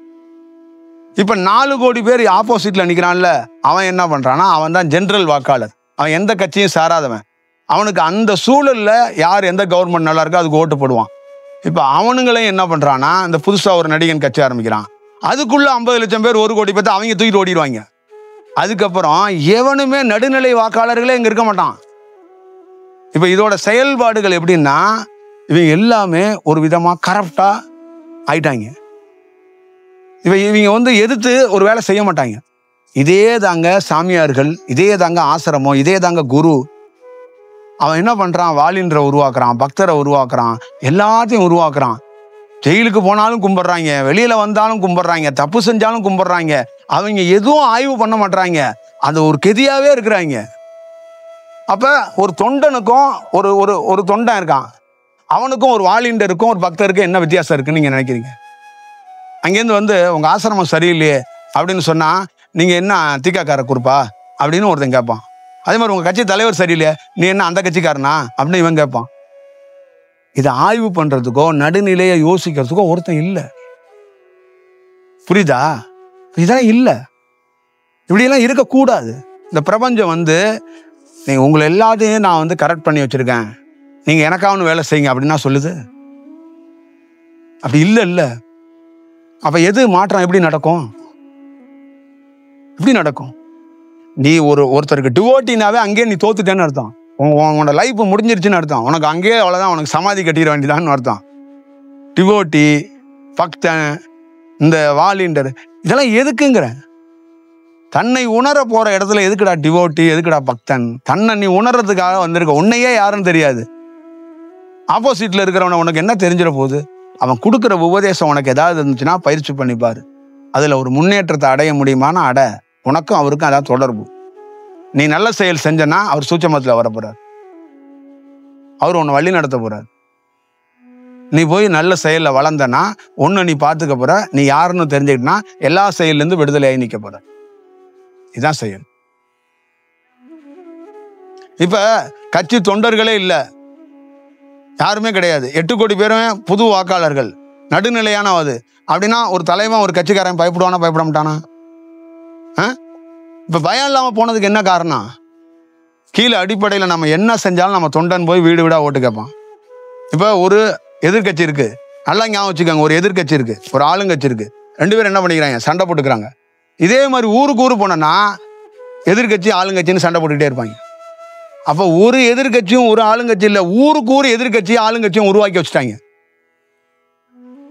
அப்போ நீங்கள் உண்மையான செயல் அங்கே கொடுக்கவே முடியாதுங்க. உண்மையான செயல் அங்கே அறியவே முடியாது. அதுக்கான வாய்ப்பே அங்கே இல்லாமல் போயிடும். இப்போ நடுநிலையாக இருக்கிறவங்க நீங்கள் என்ன பண்ணுவீங்க? அவங்க கட்சிக்கார் வர்றாரு, கொடி கட்டுறான், போஸ்டர் ஓட்டுறாங்க, ஏதாவது பண்ணுறாங்க போகிறாங்க, இவங்க ஏதாவது பண்ணுறாங்க போகிறாங்கன்னு இப்படி பார்த்துட்டு நீங்கள் எலெக்ஷன் அன்னைக்கு சத்தம் போடாமல் போய் நடுநிலையாக எவனுக்கோ ஒருத்தனுக்கு ஓட்டை போட்டு வந்துடுவீங்க. நீங்கள் எப்படின்னு கேட்டிங்கன்னா, இந்த வானிலையில் வாசிப்பாங்கல்ல, வானிலை இருக்குல்ல, வானிலை ரிப்போர்ட் வாசிப்பாங்க தெரியும், கேள்விப்பட்டிருக்கீங்கல்ல, புயல் அது வரப்போகுது, மழை வரப்போகுது. அந்த மாதிரி இந்த 5 வருஷம் 4 வருஷத்தில் இப்போ பெட்டர்மெண்ட்டாக என்ன இருக்கோ அதுக்கேற்ற மாதிரி நடுநிலையாக நீங்கள் வந்து எவனுக்காவது அந்த நேரத்தில் இருக்கிறவனுக்கு ஒரு ஓட்டை போட்டு வந்துடுவீங்க. நீங்கள் புரட்சியெல்லாம் செய்ய மாட்டீங்க. அந்த நேரத்துக்குள்ளே அந்த ஸ்பாட்டில் என்ன இருக்கோ அதுதான். புரியுதுங்களா? ரொம்ப பசியாக இருக்குது, சாப்பிட்றதுக்கு ஒன்றுமே இல்லை, பக்கத்தில் ஒரு பிரெட் இருக்குது, ஒரு பண்ணு இருக்குது, வாங்கி சாப்பிட்டு போயிடும்னு நினைப்பீங்கல்ல, அந்த மாதிரி தான். இப்போ ஒரு உருவாக்குதல் அப்படியெல்லாம் நம்ம வந்து செய்யக்கூடாது. புரியுதுங்களா? அப்போ நமக்குள்ள அதுக்கான காரணம் என்ன, அதை ஏன் அப்படி இருக்குன்னு தெரிஞ்சுக்க முடியலன்னா நாம் முதல்ல சரியா இல்லை. இப்போ தொண்டனா இருக்கிறதுல எவ்வளோ பிரச்சனை இருக்குன்னு பாருங்க. தொண்டனா நீ இருந்தனா உன்னையும் ரியலைசேஷன் பண்ண முடியாது, உன் தலைவனையும் ரியலைசேஷன் பண்ண முடியாது. பக்தனா நீ இருந்துட்டனா உன்னையும் ரியலைசேஷன் பண்ண முடியாது, கடவுளையும் ரியலைசேஷன் பண்ண முடியாது. நீ பக்தனாவே இருக்காத, காமனா இருக்கு, சாதாரணமா இரு, இயல்பா இரு. நீ உன்னோட நோக்கம் என்ன, உன்னோட டார்கெட் என்ன? அதனாலதான் பல நாள் சொல்லியிருக்கேன், கடவுளுக்கு ஆள் தேவையில்லை, கடவுள் கட்சி நடத்தல, கடவுள் கொள்கை உன்னை கொள்கை பரப்ப சொல்லலை, கடவுள் உன்னை யாருன்னு உணருன்ட்டாரு. உனக்கான செயல் என்ன? நீ ஏன் மனிதனா பிறந்த? முப்பிறப்புங்கிறாங்களே, ஒரு ஞானி சொல்றது சொல்லட்டும், நான் சொல்லுவேன், நான் சொல்றதை நீ எவ்வளவு நாள் தான் கேட்டுட்டே உட்காந்துருப்ப? முப்பிறப்புன்னா என்ன? பிறப்பு உண்மையிலே இருக்கா? என்னதாண்டா அந்த கர்மா? ஞானிகளை சொல்லிக்கிட்டே இருக்கான், நம்ம பார்த்ததே கிடையாது, என்னதாண்டா அது அப்படிங்கிறத என்னைக்காவது ஒரு நாள் உனக்கு அது ரியலைசேஷன் ஆகும்போது, உனக்கு அந்த மாதிரி ஒரு அனுபவம் கிடைக்கும் போது நீ அதுலேருந்து விடுபடுவ. அப்போ ஒருத்தருடைய பிரத்யேகமான தயாரிப்பு, ஒருத்தருடைய பேச்சு எதுக்குன்னா, எங்கேயாவது ஒரு இடத்துல நீ யோசிக்கணுங்கிறது தான் டார்கெட். புரியுதா? நாம் வந்துட்டோம், நீங்க எல்லாருமே நம்மளை சார்ந்தே உட்கார்ந்துருங்க அப்படின்னா அங்க எந்த சேஞ்சும் உருவாக்க முடியும். இங்க ஞானங்கிறது என்னன்னா, ஒவ்வொரு தனி மனிதனும் யாருக்கு யாரும் அந்த அடிமையா இல்லாம விடுபட்டு இருக்கணும், விடுதலையா இருக்கணும், சுதந்திரமா இருக்கணும். அந்த மரம் தன்னையே அது சோதிச்சுக்கணும், தன்னை யாருன்னு பார்த்துக்கணும். அன்பு, பாசம், கருணை யாரு மேலையும் வச்சுக்காம தன்னை மட்டும், அன்புனா என்ன, கருணைனா என்ன, எதுக்கு இந்த பாசம், எதுக்கு இவ்வளவு டையப்பு, இது உடல் சார்ந்து பாசத்தை வைக்கிறோமா, இல்லை வேற ஏதாவது சார்ந்து வைக்கிறோமா, எதுக்காக நம்ம இப்படி தேடுறோம், அதெல்லாம் என்ன அப்படிங்கிறதெல்லாம் ஒரு செல்ஃபாக உங்களை ரியலைசேஷன் பண்ணி நீங்க முதல்ல ஆயிட்டீங்கன்னா அங்க நீங்க ஒரு சுதந்திரமான ஒரு செயலா வர்றதுக்கும் மாறுறதுக்கும் ஒரு நல்ல செயலை அனுபவிக்கிறதுக்கும் வாய்ப்புகள் உருவாகும். அப்ப நீ நேரடியா யாரோட தொடர்புல இருப்பனா, என்னோட தொடர்புல இருக்க மாட்டேன். எந்த அலைவரிசையை நான் அடிக்கடி பேசுறேனோ, எந்த பிரபஞ்சம்னு நான் சொல்றேனோ அதோட தொடர்புல, அவ்வளவுதான் விஷயம். அப்ப அலைவரிசை எப்படி உன்னை கைட் பண்ணும் அப்படின்னா, அது உன்னை குரு மாதிரி கைட் பண்ணாது, அது உருவமே கிடையாது. அதனால நீ அதுகிட்ட போய் டைப் ஆக முடியாது, பாசம் ஆக முடியாது. இதுதான் அதோட சாரத்துக்குள்ள இருக்கிற விஷயம். அப்ப நீங்க ஒட்டுமொத்தமான உங்க வாழ்க்கையே என்னன்னா, மனிதன் என்பவன் யாரே சார்ந்தவன் தான். அவன் சாராம அவனால இருக்கவே முடியாது. சாமி கும்பிடலன்னா பெரியாரோட சார்ந்தவனா நின்னுக்குவான், சாமி கும்பிட்டா ராமன் சார்ந்தவனா நின்னுக்குவான். புரியுதுங்களா? எதுவுமே இல்லை, ஒரு அதிகாரி இருக்காங்க அப்படின்னா மனைவி குழந்தை சார்ந்தவனா நின்னுக்குவான். ஆனா யாரும் சாராம நிக்க மாட்டான். ஆனா ஒரு ஞானி என்ன சொல்றான்னா, யாரும் சாரக்கூடாதுங்கிறான். ஆனா அவன் சாரக்கூடாதுன்ட்டு சார்ந்து இருக்கிறவங்கள வழி நடத்துறதுக்கோ போறதுக்கோ கற்றுக் கொடுக்குறான். நீ என்ன சார்ந்து வராத, நான் உனக்கு ஒவ்வொருத்தருக்கும் ஒரு பாதை இருக்கு, இந்த பாதையில் நீ போ. நீ வந்து வெள்ளிக்கிழமை தான் உனக்கு, அப்படியே வெள்ளிக்கிழமையே பார்த்துட்டு அப்படியே போ. உனக்கு வியாழக்கிழமை, நீ வியாழக்கிழமையிலே தேடு. ஒரு நாள் ஒரு வியாழக்கிழமை வந்து உனக்கு ஏன் வியாழக்கிழமைங்கிறது உனக்கு தெரியும். உனக்கு புதன்கிழமை அப்படியே போ, நீ செவ்வாய்க்கிழமை அப்படியே தேடிக்கிட்டே போ. அப்படிங்கிறது தான் இதை விஷயம். இதை நம்ம வந்து அவசியம் புரிஞ்சுக்கணும். இதுதான் இதுக்குள்ள இருக்கிற விஷயம். என்னைக்கு வந்து நாம எல்லாரையும் சார்ந்து இருக்கிறத நடுநிலையா விட்டுட்டு வர்றோமோ அன்னைக்கு நமக்குள்ள ஒரு பிரத்யேகமான மாற்றம் நடக்கும். ஒரு வீடு நீங்க தான் நிர்வாகம் பண்றீங்க, ஆனா அப்படியே பாசத்துல கட்டி பிடிச்சி நிர்வாகம் பண்ண வேண்டிய அவசியம் இல்லை. புரியுதுங்களா? ஒரு ஒரு பெண்ணு அப்படின்னால கட்டி பிடிச்சிக்கிறோம். ஒரு வீட்டை போய் கட்டி பிடிச்சிக்கோமா? ஒரு மரத்தை போய் கட்டி பிடிச்சிக்கோமா? நமக்கு தண்ணியை சேகரித்து கொடுக்குற ஒரு ஓவர் டேங்கை போய் கட்டி பிடிச்சிக்கோமா? அப்போ ஒன்று இருக்குல்ல. அப்போ யாரையும் சாராம நீங்க ஒரு நிர்வாகம் பண்ணி பாருங்களேன், அது வேறையா இருக்கும். அதுக்குள்ள என்ன இருக்கும்னா, நீங்க கரெக்டா வந்துட்டீங்க. முதல்ல நீங்க ஒரு இண்டிபெண்டா ஒரு வளர்றதுக்கும் நீங்க யாருன்னு உங்களை சிந்திக்கிறதுக்கும் ஒரு வாய்ப்பு உருவாகும். அங்க ஆப்போசிட்ல இருக்கிறவங்களும் அவங்கள அப்படிதான். புரியுதுங்களா? இதை வந்து நான் இதை என்னால் முடிஞ்ச அளவுக்கு சொல்லிட்டு தான் இருக்கிறேன். இது கடைபிடிக்கிறது கொஞ்சம் கடினம் தான். ஆனால் என்னுடைய ரூட் வந்து இதுதான். எனக்கு வந்து யாருமே தேவை கிடையாது. என்னோட ரூட் வந்து இதுதான். எனக்கு கொடுக்கப்பட்டிருக்க அனுபவம், நான் பார்த்தது பிரபஞ்சத்தில் எனக்கு கிடைச்சது, எனக்கு கிடைச்ச அனுபவம் எனக்கு இப்படி தான் கிடைச்சிச்சு, எனக்கு இப்படி தான் என்னை வழி நடத்தப்பட்டுச்சு. அதுவே என்ன சொல்லுதுன்னா, எனக்கும் உனக்கும் என்னன்னா, நீ யாரோ நான் யாரோ தான். அனுபவங்கிறது வேற, அந்த விடுதலையாகி இருக்க வேண்டிய ஒரு விஷயம்தான் அது. அதுதான் வெட்ட வெளிங்கிறதுக்கு என்ன பொருள்னா, எல்லாத்துலேயும் விடுதலை ஆகிறது தான் வெட்ட வெளிங்கிறது. ஒருத்தரை சார்ந்து இருக்கிறது பேர் இது இல்லை. அதனால நீங்க அதை என்னைக்கெல்லாம் அது வாய்ப்பு கிடைக்கி அந்த சூழல் உருவாகுதோ அதுதான். மீண்டும் நான் சொல்றேன், நல்லா ஞாபகம் வச்சுக்கோங்க. நீங்க விடுதலையா இருக்கணுங்கிறதுக்காக வீட்டை ஒடியாந்து திறந்துட்டு ஒடியாந்து மரத்தடியில் உட்கார நான் உங்களை சொல்லவே இல்லை. ஒரு வீட்டுக்குள்ள நிர்வாகம் பாருங்க. ஆனா அன்பு, பாசம், எல்லாம் கருணை எல்லாத்தையும் கலந்து இப்படிதான் வாழ்க்கை அப்படின்னு இருக்கும்போது, உங்களுக்குள்ள நடக்கிற ஒவ்வொரு நாள் நடக்கிற நிகழ்வுகளை ஒரு நாள் அழுவீங்க, ஒரு நாள் தோப்பீங்க, ஒரு நாள் சிரிப்பீங்க, ஒரு நாள் அழுகவும் மாட்டீங்க, சிரிக்கவும் மாட்டீங்க, காமனா இருப்பீங்க. இந்த மாதிரி நிகழ்வுகள் அது நிகழ்ந்துகிட்டே இருக்கும். அதை உங்களால தடுக்க முடியாது. ஆனா நீங்க விடுபட்டீங்கன்னா இந்த மாதிரி நிகழ்வுகள் அது நடக்கிறது குறைஞ்சிரும். புரியுதுங்களா? இப்போ ஒருத்தர் வர்றாரு அங்கேருந்து, நீங்க ஒரு மோசமான ஆளுன்னு கடை வீதியில 2 பேர் பேசிக்கிட்டு இருந்தாங்க அப்படின்னு சொல்றாருச்சுங்க. நீங்க ஒரு 2 செகண்ட்ல கண்ணை கலங்கிருங்க. நான் கூட கேட்ட பரவாயில்ல, உங்க அம்மாவும் கேட்டு போனாங்க. ஐயோ, நம்ம அம்மா நம்மளை என்ன நினைச்சிருப்பாங்க அப்படின்னு நினைக்கும் போது நீங்க உட்காந்து தனியா அப்செட் ஆகி அழுதுருவீங்க. இப்ப நீங்க அவரு பக்கத்துல இருக்கிற இன்னொருத்தர், அவரெல்லாம் நீங்க கண்டு பேசுறதே இல்லை, தொடர்பே இல்லை. அவர் என்னன்னு போகும்போது அந்த செய்தியே உங்க காதுக்கு வராது. அவர்லாம் பேச முடியாதுங்க, அவர் ரொம்ப அமைதியான ஆளு, மௌனமான ஆளு அப்படின்னு பக்கத்துல ஒன்று சொல்லுவான். அவர் தியானம்லாம் பண்றாரு, அவருக்கே தெரிஞ்சாலும் தெரியும், நீ போய் எதுவும் சொல்லாத வந்துரு அப்படிம்பா. அப்ப அங்க என்ன ஆகுது? நீங்க அழுக வேண்டியது அதுவா தவிர்க்கப்படுது. நீங்க டைப்ல இருந்தீங்கன்னு வச்சுங்க, உங்களை அழுவ விட்டு போயிடுவார். விடுதலைங்கிறது எப்படின்னு பாத்துக்குங்க. அப்ப உங்க மனைவி என்ன பண்ணுவாங்கன்னா, எதை உங்ககிட்ட பேசணும் எதை பேசக்கூடாதுங்கிறத ஃபில்ட்ரேஷன் ஆயிரும். அப்ப அங்க என்ன ஆகுன்னா, தேவையில்லாத உங்களுக்குள்ள இந்த அழுக வர வைக்கிறதோ சிரிப்பு வர வைக்கிறதோ அது தேவையில்லாம நிகழாது. அதுவா நிகழ்ந்தா அது பேர் ஆனந்தங்கிறாங்க. நீங்க தானா அழுதிங்கன்னு அதுதான் ஆனந்தங்கிறாங்க. தானா சிரிச்சிங்கன்னா அதுவும் ஆனந்தம் தான். பைத்தியங்கிறது கூட ஒரு விதமா தானா நடந்தா அது ஆனந்தம் தான். புரியுதுங்களா? தானா ஒருத்தருக்கு சிரிப்பு வருதுன்னா அவர் பெரிய ஆள் இல்லையா? தானா ஒருத்தருக்கு கண்ணிலேருந்து ஒரு எமோஷனல் அப்படியே கண்ணீர் துளி வருதுன்னா அவரும் பெரிய ஆள் தான்.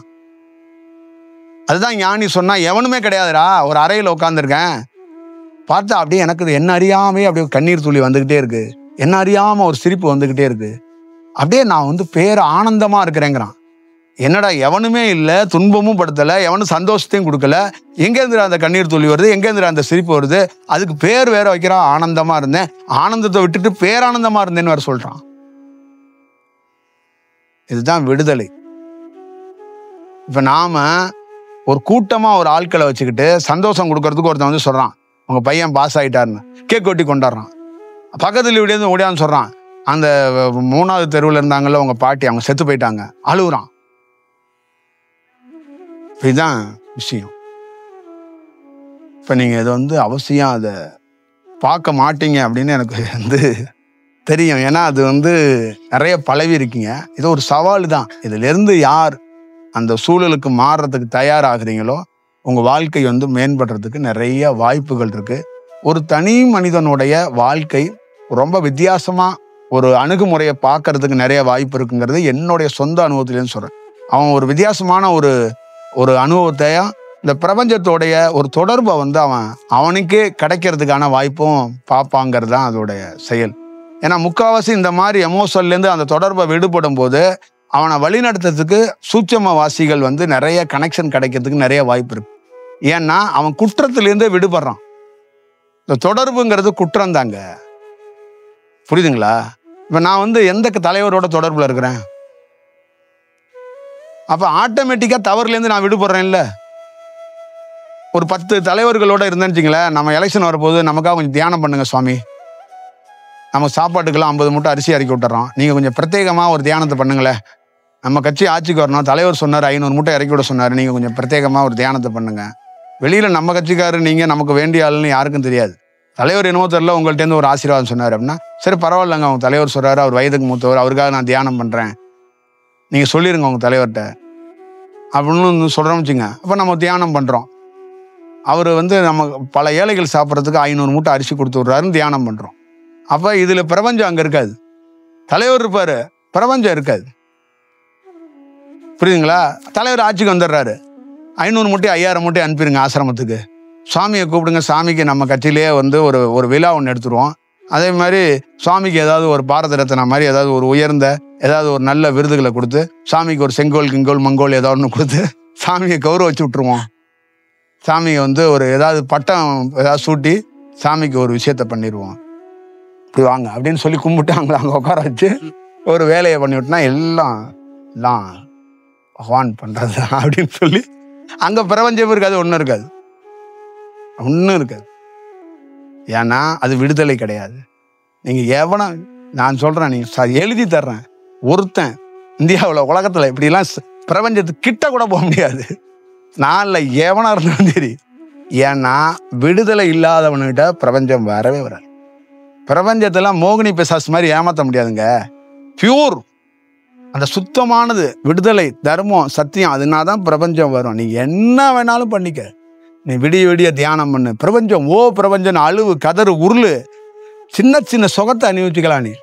ஆனால் அந்த பிரபஞ்சம் தன்னுடைய அசைஞ்சு கொடுக்காது. நான் பார்த்துருக்கிறேன், துள்ளி கூட அசைஞ்சு கொடுக்காதுங்க.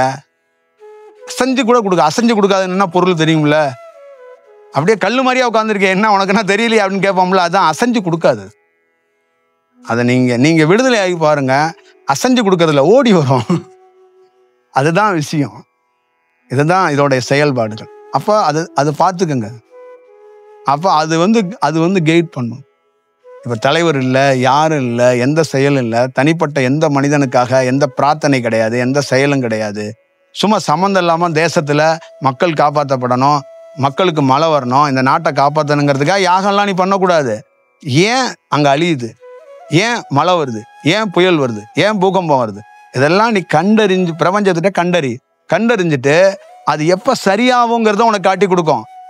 நீ யாகம் போட்டு நிறுத்த வேண்டாம், அது எப்போ சரியாகும், அது எதற்காக தொடங்கப்பட்டுச்சு அப்படிங்கிறது எல்லாமே ஒரு சூழல்ல சொல்லும். அதுக்கேற்ற மாதிரி என்னன்னா நீ பிரத்யேகமாக என்ன செய்யணுங்கிறதையும் அது வழிகாட்டும். நீ அடிப்படையாக நான் ஒரு பெரிய கூட்டத்தை வச்சு ஒரு வேலை செய்கிறேன்னா செய்யக்கூடாது. இதெல்லாம் இருக்கு, இதெல்லாம் அடிப்படை. இது ரொம்ப கடினம். இது நீங்கள் எல்லாரும் வேற ஒரு சூழலுக்குள்ள வாழ்ந்துட்டீங்க. நானும் அப்படிதான். நான் உங்களோட மோசம், புரியுதுங்களா? ஊரில் சும்மா ஒரு மரத்தில் துணி கட்டிட்டு இருந்தா கூட அங்கே தான் தொங்கிட்டு இருப்பேன். அந்த மாதிரி வாழ்ந்த ஒருத்தன் தான் நான். அப்போ இந்த சித்தர்கள், சமாதி, கோவில் இதெல்லாம் நீங்கள் யார் என்ன சொன்னாலும் கேட்க மாட்டேன். எனக்கு அவங்களெல்லாம் உயிர். அவங்கள போய் பண்ணிடணும். இந்த கையில் ஏறத்தாழ ஒரு 100 கயிறு கட்டியிருந்தேன். என்னன்னா ஒரு கலரில் ஒரு கயிறு. எந்தெந்த கோயிலுக்கு போகிறோன்னா அந்தந்த கோயிலில் ஒரு கயிறு. அப்போ என்ன எல்லாரும் ஊரில் எல்லாம் என்னப்பா அப்படிம்பாங்க, எல்லாத்துலேயும் சாமி இருக்கு, சும்மா இருங்க, ஒரு கடவுள் இது தொழிலுக்கு, இது சாப்பாட்டுக்கு, இது உடைக்கு, இது பாதுகாப்பு அப்படின்னு சொல்லுவேன். அவங்க என்ன ரியாக்ட் பண்ணுவாங்கன்னு தெரியாது. எனக்கு இப்படி அடிக்கடி பார்த்துக்குவேன். அவன் எப்படி இருந்திருக்கேன்னு பாருங்க, எப்படி பார்ப்பேன். இவன் இருக்கான் பார்த்துக்குவான். போய் ஒரு இடத்துல ஒரு வேலைக்காக போவேன். வேலைக்காக போகும்போது வேலையை செஞ்சுக்கிட்டே இருப்பேன். வேலை செய்யும்போது அடிக்கடி போய் பார்த்துக்குவேன். அவங்க பார்ப்பாங்க, என்ன அப்படி அடிக்கடி பார்க்குறாரு. அப்போ வேலை முடிஞ்சோன்னே அவங்க எனக்கு ரொம்ப பாராட்டி சில இடங்களில் எனக்கு அங்கேயே கவரில் போட்டு அட்வான்ஸ் எல்லாம் கொடுத்துருக்காங்க. அப்போ இந்த கயிறுக்கு ஒரு முத்தம் கொடுப்பேன். உன்னால தான் நான் சாதிச்சிருக்கேன், நீ எவ்வளோ பெரிய வேலையை பார்த்துருக்க அப்படிமே. அடுத்து அதே மாதிரி சன்மானம் கொடுக்காம தூங்கியிருக்கான். நான் ஒரு வேலை ப்ராஜெக்டாக பேசும்போது ஆப்போசிட்டில் இருக்கிற தூங்கியிருக்கிறார். தூங்கிட்டு இது மாதிரி சதன் இருக்கு நீங்கள் சொன்ன விஷயம், அவன் சரி செஞ்சுட்டு வாங்களே, நம்ம பின்னாட்கள் ஏதாவது பண்ணுவோம் அப்படின்னு சொல்லி அமுச்சு விட்ருவாங்க. இப்போ அந்த கைத்தை பார்ப்பேன், என்ன இப்படி என்னை அவமானப்படுத்திட்டியே என்ன அப்படின்னு பார்ப்பேன். அது இவனுக்கு அவனாச்சும் நம்ம ஜெயிச்சு காட்டுறோம், நீ என்ன அப்படின்னு சொல்லிட்டு ஒரு டீ கடையில் ரோட்டு கடையில் உட்காந்து டீ கிளாஸை வச்சுக்கிட்டு இதுகிட்டையும் டீ கிளாஸ்கிட்டையும் பேசிக்கிட்டே இருப்பேன். வரலாம் பார்த்துட்டு போவான். இப்படி தான் நம்ம வாழ்க்கை, புரியுதா? இப்படி தான் நம்ம வாழ்ந்தோம். புரியுதுங்களா? இப்போ மழை வேற மாதிரி நான் அதே மாதிரி பேட்டர்ல இருந்துச்சுங்க, இந்நேரம் உங்களுக்கு எல்லாருக்கும் ஒரு கனி கொடுத்துருப்பேன், எலுமிச்சம்பழம் தாங்க, இருங்க ஒரு நிமிஷம் இருங்க, அப்படி பண்ணி தர்றேன் அப்படின்றவன். அது இல்லை பாருங்க. இதுவே கிடைச்ச பெரிய வெற்றி, சக்சஸ். அது ஒரு மனிதனை போய் மூட நம்பிக்கைக்குள்ளேயோ ஒரு மனிதனை அவன் என்ன நினைப்பானா, இவர் ஏதோ ஒரு பிரத்யேகமா உள்ள கண்ணை மூடிட்டு ஏதோ ஒன்று பண்றாரு, இந்த பழமும் ஏதோ ஒரு விசேஷமான பழங்கிற மாதிரி ஒன்று நினைச்சிருவாங்க. அதை தாண்டி ஒன்று இருக்கு. பொருளா தொடாமையே ஒரு மனிதனை அவனை நல்வழிப்படுத்துறதுக்கு ஒழுங்குபடுத்துறதுக்கு ஒரு வேலை நடக்கப்படணும். இதுதான் இது. அப்ப முதல்ல மக்கள் நல்வழி அடையிறதோட நான் நல்வழி அடைஞ்சிட்டேன். இதுதான் அதுல இருந்து பெரிய விசேஷம்.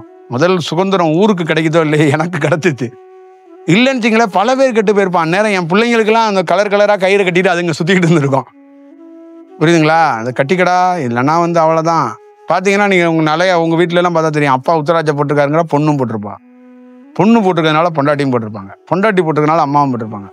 அதே மாதிரிதான் அவங்க ஊர்ல கட்சிக்காரங்களாம், புருஷன் அந்த கட்சியில தாங்க இருக்கிறாரு, அவங்க சரியில்லைனாலும் பரவாயில்ல, நாங்க அங்கதான் ஓட்டு போடுவோம், ஏன்னா அவரு கட்சிக்கார ஆயிட்டார்ல அப்படின்ட்டுருவாங்க. அப்ப நீங்க ஒரு மாற்றத்தை உருவாக்கவே முடியாது, ஒரு விஷயத்துக்குள்ள சிக்கிருவீங்க. அப்ப நீங்க ஒரு செல்ஃபா யோசிச்சு ஒரு வேலை செய்யவே முடியாது. அப்ப உங்களுக்கான நீங்க ஒரு தனி உயிர், தனி சோல், தனி செயல். ஆனா நீங்க யாரோடைய டிஃபன் ஆகி நீங்க ஒரு சனி தோளுங்கிறதே மறந்துடுறீங்க. புரியுதுங்களா? தோல்ல புருஷனோட சாஞ்சுக்கிட்டாலும் தோல்ல சாயலைனாலும் நீ தனி சோல் தான். சாஞ்சிட்டேங்கிறதுக்காக நீ தனி சோல் இல்லை, அவர் தான் எல்லாம் முடிவு எடுத்துக்குவாருன்னு நினைக்க கூடாது. இப்போ உன்னுடைய வாழ்க்கையை யார் வாழ்றது? புரியுதுங்களா? ஒரு தாலி கட்டுறது ஒரு மனைவிங்கிறது எதுக்குங்க? கணவன் என்ன 100% இருக்கிறான்னா அதே 100% மனைவி இருந்தாதாங்க அது வாழ்க்கை. கணவனே எல்லாம் பார்த்துக்குவோம், மனைவி நான் ஒண்ணுமே செய்ய மாட்டேன் அப்படின்னா அது பேர் வாழ்க்கையே கிடையாது. ஒரு புரோஜனம் இல்லாத பொருளை வச்சு நம்ம என்ன பண்ண முடியும் சொல்லுங்க? என்ன பண்ண முடியும் களத்துல? அதுக்காகயா கடவுள் படைச்சிருக்கிறான் ஒரு பொம்பளைய? நான் நிறைய வீட்டில் போகும்போது அவங்க கிச்சன்லையும் அந்த துணி துவைச்சிக்கிட்டே தான் இருப்பாங்க. அவங்க காலையில பார்த்தாலும் துணியை துவைப்பாங்க, சாயந்தரம் பார்த்தாலும் அந்த கிச்சன்ல சமைச்சிட்டு இருப்பாங்க, அப்புறம் நைட்டு போகும்போது பார்த்தீங்கன்னா ஏதாவது ஒரு துணியை காய வச்சுட்டு இருப்பாங்க. அப்ப இதை விட்டு அவங்க வரமாட்டாங்க. அப்ப அவங்க என்ன நினைக்கிறாங்கன்னா, நாம இதுக்குள்ளே தான் இருக்கணும் அப்படின்னு அவங்களா நினைக்கிறாங்க. அது இல்லை. அது ஒரு என்ன ஒரு ஆணோட இருக்கோ அதே தான் ஒரு பெண்ணுக்கு ஒரு சோல். அது இண்டிபெண்டா அதோட வாழ்க்கையை அது வாழணும். இங்க வாழ மாட்டாங்க. புரியுதுங்களா? இங்க வாழ்றதுக்கான வாய்ப்புகளே இல்லை. இப்போ ஒரு பொண்ணை தியானம் பண்றாங்கன்னு வச்சுங்களேன், ஒரு கூட்டு குடும்பம்னு வச்சுங்களேன், அவங்க மாமியா சொல்லும், பொம்மநாட்டிக்கு எதுக்கு தியானம்லாம்? என்ன தியானம்? என்ன வேண்டியது இருக்கு? தியானம் வேண்டியது இருக்கு? போனோமா செவ்வாய்க்கிழமை அங்கே போய் ஒரு அம்பாள் கோயில சாமி கும்பிட்டோமா, கொஞ்சம் குங்குமத்தை வாங்கிட்டு வச்சுட்டு நம்ம வேலையை பார்த்தோமான்னு இல்லாம எதுக்கு தியானம்ன்றுவாங்க. அப்ப என்னன்னா அவங்கள ஒரு சுதந்திரமா ஏங்க விடுறது இல்லை, அதை தெரிஞ்சு வச்சுக்காம போயிடுறது. அப்ப இவங்க விட்டு கொடுக்கறதா எதை விட்டு கொடுக்குறாங்கன்னா தன்னோட சோலையை விட்டு கொடுத்துட்றாங்க, தன்னுடைய வாழ்க்கையை விட்டு கொடுத்துட்றாங்க. இதுதான் ப்ராப்ளமா. அதுக்காக நீங்க மாமியாலாம் அங்கிட்டு ஓரமா இருங்க, நீங்க போய் நான் தியானம் பண்ணிட்டு வரேன்னு நான் சொல்லலை. நான் நீங்கள் அதை தாண்டி ஒரு உங்களுக்கான லைஃப்பை நீங்கள் வந்து பார்க்கணுங்கிறது சொல்கிறேன். அதே வீட்டில் இருக்கணும், அதே கணவர், அதே மாமியா, ஆனால் நீங்கள் ஒரு பியூராக சோலாக மலர்றதுக்கு வாய்ப்பை உருவாக்கணும். உங்கள் வாழ்க்கையை நீங்கள் தான் வாழணும். உங்கள் வாழ்க்கையை வேறு யாருமே வாழ முடியாது, வாழறதுக்கு வாய்ப்பே இல்லை. உங்களுக்கு வேணால் நான் ஹெல்ப் பண்ணலாம். உங்கள் கணவர் இருக்காருன்னா ஒரு மனைவிக்கு ஹெல்ப் பண்ணலாம், தொந்தரவும் வேணால் கொடுக்கலாம். ஆனால் உங்கள் வாழ்க்கையை அவரால் வாழ முடியாது, அவர் வாழ்க்கையை நீங்கள் வாழ முடியாது. நீங்கள் 2 பேரும் இணைஞ்சு இருக்கிறீங்க, ஒன்றா இருக்கிறீங்கிறதுக்காக 2 பேர்த்து வாழ்க்கையும் தனித்தனியாக தாங்க வாழணும். புரியுதுங்களா? பார்வதிங்கிறது அவங்க வாழ்க்கையை பார்வதி தான் வாழணும். சிவன்கிறது சிவனுடைய வாழ்க்கை சிவன் தான் வாழ்வார். ஒரு காலத்துக்கு மேலே 2 பேரும் ஒன்றா இணைகிறாங்க. அது என்ன இணைகிறாங்கன்னா, நாம் 2 பேரும் ஒரு சோல் அப்படிங்கிறத தெரிஞ்சிடுறாங்க. ஒரே சோல் தான், தனியாக இருக்க வேண்டிய அவசியமே இல்லை, உன்னோட நான் அட்டாச் ஆகிக்கிறேங்கிறது தான். இப்போ ஒரு மனிதர் அட்டாச் ஆக முடியாதுங்க, பாசம் தான், அது டைப் தான் ஆக முடியும். புரியுதுங்களா? நம்ம கணவர் எவ்வளோ பெரிய அன்பாக இருந்தாலும் ஒரு மனைவி வந்து பாசமாக வேணா ஆகலாம், அன்பாக வேணா ஆகலாம், சோல் அட்டாச் ஆகாது. இதெல்லாம் இருக்கு.